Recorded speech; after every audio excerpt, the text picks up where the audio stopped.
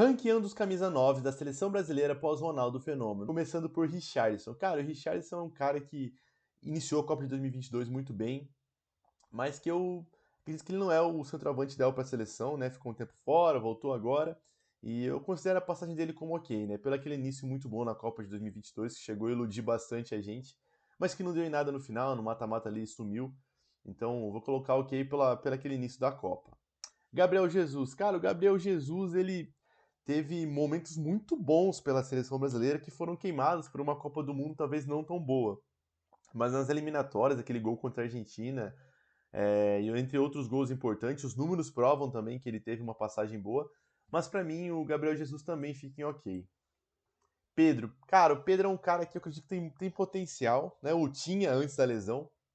Né? Um cara que eu gosto muito, os números falam também que ele é o maior artilheiro dos últimos anos aqui do Brasil, mas não jogou tão bem, né? Não teve tanta oportunidade na seleção, então eu vou estar deixando ele aqui como tem potencial, porque eu acredito que pelo menos a testagem dele, né, nesse ciclo antes da Copa deve existir. Né? Ele voltou de uma lesão grave, né? Se ele conseguir jogar o que ele estava jogando, acredito que sim, ele pode ser um dos nomes convocados para a próxima Copa. Eu gosto muito do futebol do Pedro.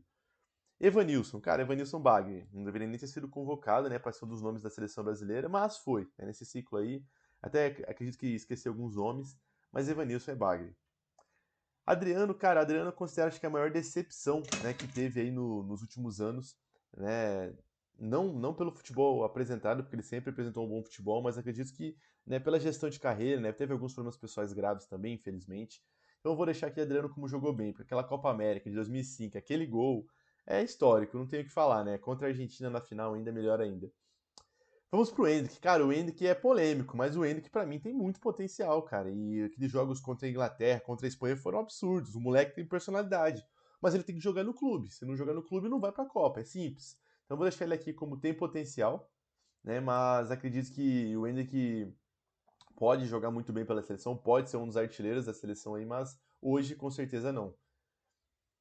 Jô, cara, o Jô teve uma passagem ruim pela seleção, né? Jogou a Copa de 2014, né? Fez alguns golzinhos ali, mas Jô não era o cara ideal para ser o camisa 9 da seleção. Aqui vamos de Luiz Fabiano, né? O fabuloso pra mim, o artilheiro, o cara pós-Ronaldo foi ele. Pra mim, o camisa 9 é que mais representou, a Copa de 2010 jogou muita bola, foi o Luiz Fabiano, cara raçudo, gostava bastante também do futebol dele. E vamos para Alexandre Pato, né? Que é outro tema polêmico. Eu acredito que na seleção foi ok, né? Mas a gente esperava muito mais. O cara era absurdo, tinha muito potencial. Teve uma carreira boa, mas não foi o que todo mundo esperava. Né? Eu gostava muito do Alexandre Pato também, mas vou deixar aqui como ok. Leandro Damião foi ruim, né, cara? Leandro Damião teve pouca oportunidade na seleção, meteu aquela incrível chaleira contra a Argentina. Se entra aquele gol, com certeza ele estava pelo menos no ok. Porque aquele lance seria absurdo. Mas não teve tanta oportunidade, só jogava muita bola no meu Colorado, então fica aqui em ruim. E Firmino, cara, o Firmino é um cara que jogava muito no Liverpool, mas não conseguiu muito encaixar na seleção. Eu vou colocar ele como ok, né, mas a passagem dele foi. Acredito que poderia ter tido mais chances, mas não teve, infelizmente fica em ok. Já o Diego Tardelli é ruim, né, cara? Um cara que tentou ser o camisa nova ali, né? Um cara que jogou muito bem no Galo, mas que pra seleção infelizmente não deu certo. Vitor Roque é um cara que tem potencial, cara. Um cara que não conseguiu, igual o Henrique, né? Ter uma chance, jogou mais na sub-20.